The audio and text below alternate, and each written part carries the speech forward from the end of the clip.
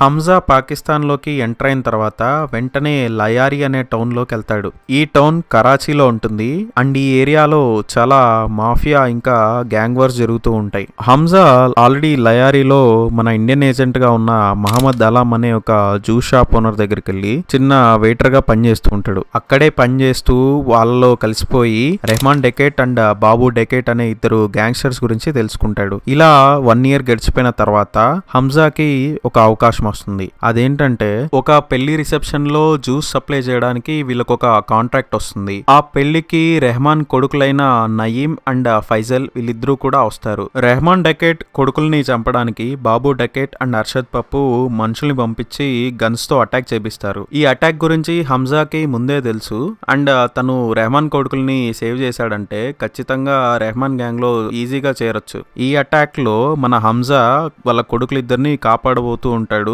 But unfortunately మన రెహమాన్ పెద్ద కొడుకైన నయీం ఆ కాల్పుల్లో చనిపోతాడు.